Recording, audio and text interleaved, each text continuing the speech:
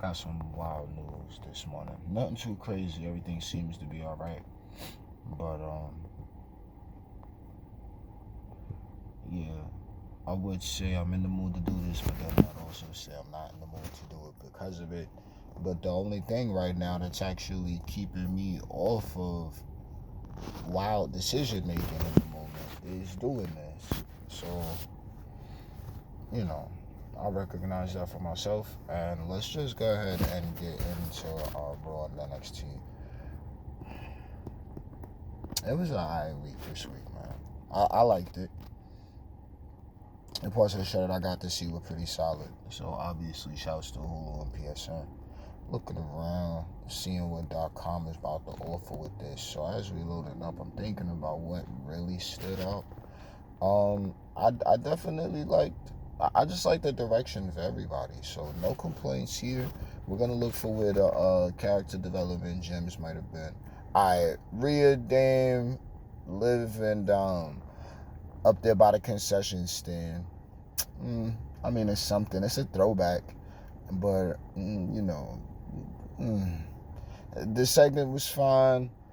They got a lot more star power than what they're giving off, and I don't think they know how to wield it yet. So, it's like some of it feels like forced PG toning. Like if you look back to the days of the old school shows, real life shows on like Nickelodeon and Cartoon Network and such, but mainly Nickelodeon, they had their own way of speaking, and we could hear that same idea being moved in the ring.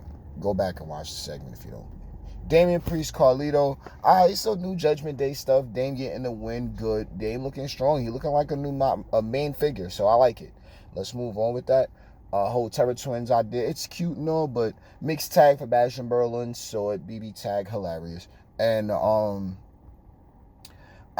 let's move on. Like, it's cool. I like the rub idea, but at the same time, Dame is Dame, Rhea is Rhea. So right now, literally on screen between Damian Priest and Rhea Ripley, I think that the Terror Twins gimmick is fine.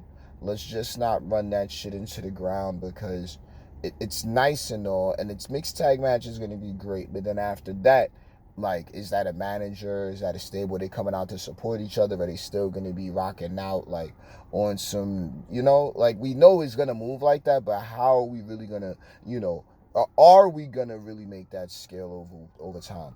So there's that I did for those two.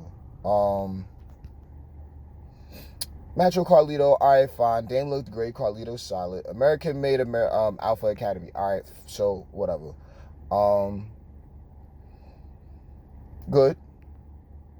American May needed that victory. Alpha Academy was actually just on NXT last night also, so I'm not upset about it. Damage Control, Shayna Baszler, Zoe Stark.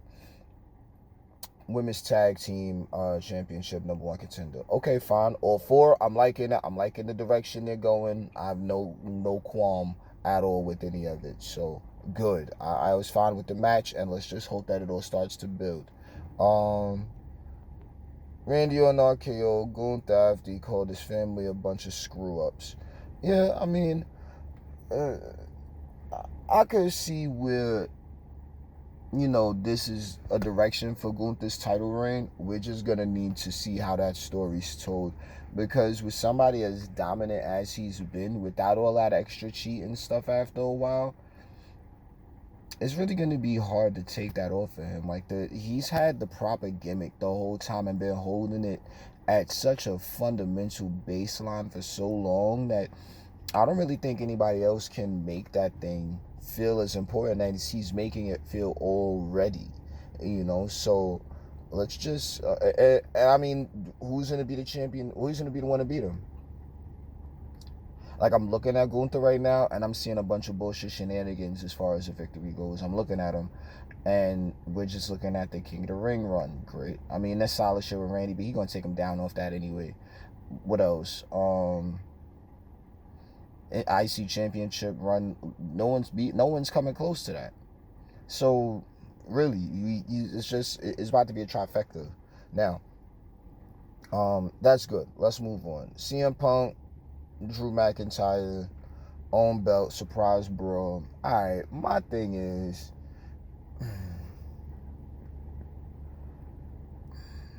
It was good. It was something that was happening. All sides. There was plenty going on there. So for Punk to be the cherry on top of the segment by the end of it, fine.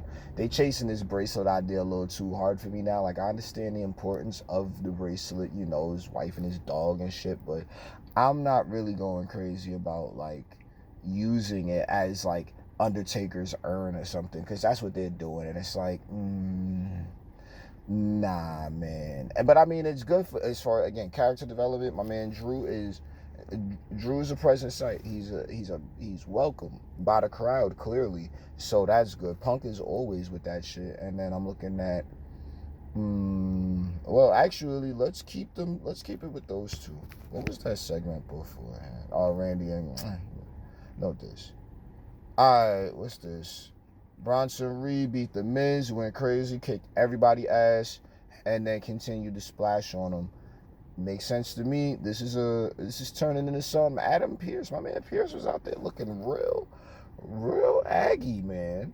And okay, a little bit more of that aggressive, you know what I'm saying, element, obvious manager shit. Like, he got a million things to deal with other people and all that. All right, cool.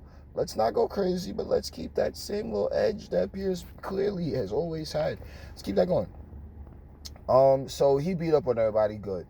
Let's move on. IC Championship. All right. Braun Breaker, Sami Zayn, 2 out of 3 falls. All right. It was all good. It was fine. No complaints. I think Sammy was a little too happy-go-lucky for me, but this is just me nitpicking. Like, and I said to myself when I was watching it, like, oh God, here he goes again with the just happy to be here shit. Like, bro, just continue being yourself. So as I'm looking at it, I'm thinking, you know, this guy reminds me of a much more digestible, in the moment while during that old era, he reminds me of a much more digestible modern day Ziggy. Good. And shout out to Ziggy. That's no diss to him. It's like obvious, you know, it's a different time now. But then, you know, so we knew Ziggy was gonna get in there, have a damn good match, and be one of the show-offs for the evening, like one of the mainstays. I'm getting that same vibe out of Sami Zayn. Now the match, meh, the right person won. That's really all I got for it. I'm not going to take away points from anybody. I'm not going to hand out points for real. And that's really what I'm getting now, because I do like both of them. Braun looks great. He's still much things to practice. And then, you know, Sammy's right there. Like, just keep going. So it's a solid main event. It kept both of them looking real good. And let's move on to these streets of NXT. So what's I going on? All right, Charlie Dempsey, Tony D for the Heritage Cup. Charlie Dempsey won. Old girl is that Ren. Ren down with the no quarter catch crew now. Where was Tavion? Is he injured? Was he backstage busy? We need that. Like that now the crew is gonna look brand new and fresh again once we have everybody on deck. So that's good. I liked it. As far as her smacking him and trying to get him in the gear like that, it's levels to doing it. You know, like I see the attempt on the story, but I mean, everybody needs it differently. I don't agree with smacking him and trying to beat up on him, but at the same time, I think if we stay within that element, this can be done proper. Like the surprise of it all, like why doesn't he just knock her out? Well, for obvious reasons, but you know, I think we can continue trying to find our way through that part of the character development, because clearly it wasn't Ren all the way on the other side of NXT rocking with Idris and Malik for a second, and that just stopped happening. But now she's over here with these guys, and now they got a Heritage Cup. Whole lot of fun with the Heritage Cup, because you can see now with that we are looking at something that's gonna build the superstars.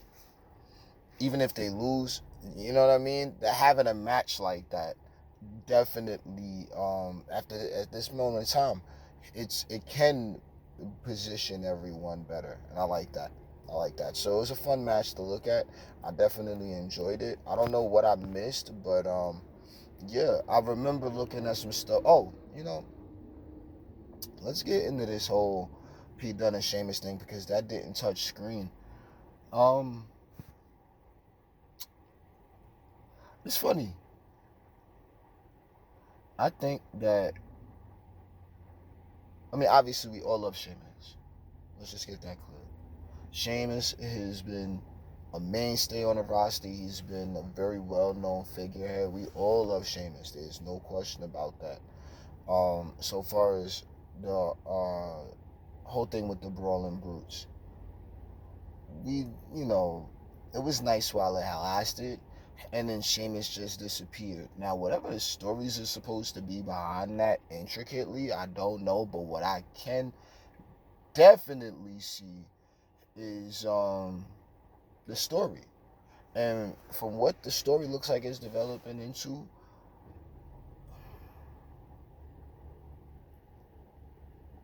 I think Pete Dunne would be a little better off without being called Butch. And clearly, Sheamus was still going to be as loved as Sheamus is, you know. But would Pete Dunne have been better off just remaining Pete Dunne and then getting out the Brawling Brutes? Or do we have to deal with Sheamus, you know, trying to, do the overbearing thing? Like, I'm not a fan of it, but at the end of the day, Pete Dunne's back. And even if Sheamus picks up the victory, is much gonna change? Like, I feel like Sheamus is gonna put on a banger, so I can't just go out there and say Sheamus is gonna get his ass kicked. I can't. I can't. I can't. So this is a spot for Pete to really, really come up and, show out. He's been doing that. He's always been that, but this is his moment. This is time. So I'm looking forward to it. Now let's go ahead and get on to the NXT for real. Lexis King, Eddie Thorpe, didn't see it. Okay though. Lexis King got the victory. Makes sense. Right now in the moment. There's been a lot of Eddie Thorpe and the DJ booth and the turntables and all that stuff with the EDM and alright, fine. Lola Vice, Tatum Paxley. Fine. Second time.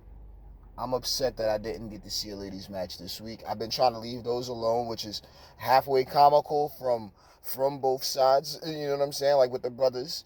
I see I didn't get to see a match on Raw, and it was girlies, and it was actually fast paced and a lot of shit going on. And it's like, yo, I missed that. And then we got that same thing happening on NXT. So it's like, whatever. I didn't get to see the match between Lola and Tatum. I've been thinking about Lola for the past couple of weeks, like what she doing and like how she progressing along. I'm sure it's clearly other things going on with other people. We saw backstage with the raffle and Ava. Shouts to Ave. Definitely just making things happen for what's happening next.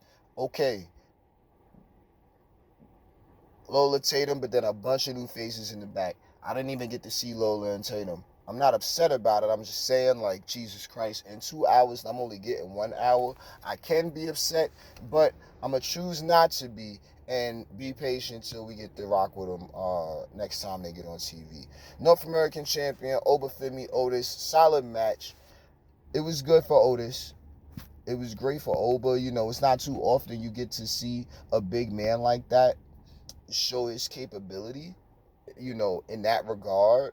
And then it made Otis look really, really good, as opposed to just looking like a clear jobber any direction he goes. Like, yeah, Oba won, but no, we were all reminded why Otis is like, Pan Am champion and all the rest of this dope shit. You know what I'm saying? Then he got Maxine with him, he got Tozawa with him, good. And then they cleared up that little mishap from Raw the night before, so good. Izzy Dame, Brinley Reese. Izzy got the victory. Oh, was that the one that was with Idris? No, look, there's so many of them now. I could barely keep up. I only can remember about 5 of them off the top. You know what I'm saying? And they all know who they is, but it's nothing but love here, for real. But